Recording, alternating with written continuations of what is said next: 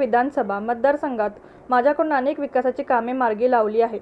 वसंतराव नाईक तांडा वस्ती सुधार राज्य योजनेअंतर्गत सोयीसुविधा व अंतर्गत रस्त्यांसाठी 80 लाख व जिल्हा नियोजन समिती म्हणून अतिग्रे येथे हनुमान मंदिर परिसर येथे वाहनतळ करण्यासाठी 20 लाख असा एकूण 1 कोटी रुपयांचा निधी मंजूर झाल्याची माहिती हातकणंगले विधानसभा प्रमुख दलित मित्र डॉ. अशोकराव माने यांनी दिली।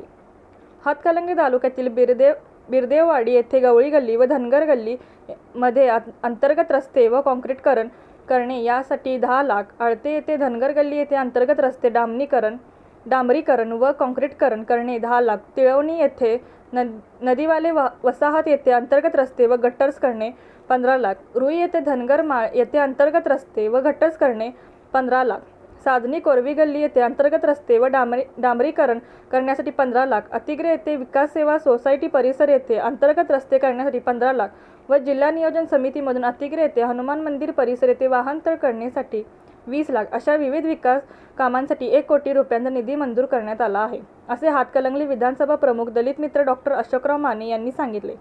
हा निधी मंजूर करण्यासाठी मंत्री अतुल सावे, मंत्री चंद्रकांत दादा पाटील, जनसुराज्य शक्ती पक्षाचे नेते डॉ. विनयरावजी कोरे, खासदार धनंजय महाडिक, आमदार प्रकाश आवाडे, माजी आमदार सुरेश हाळवणकर, माजी आमदार अमल महाडिक, जनसुराज्य शक्ती पक्षाचे प्रदेशाध्यक्ष समित कदम यांचे सहकार्य लावले असल्याचे श्री माने यांनी सांगितले। रणनीती न्यूज चॅनलला आजच सबस्क्राइब करा आणि रहा अपडेट।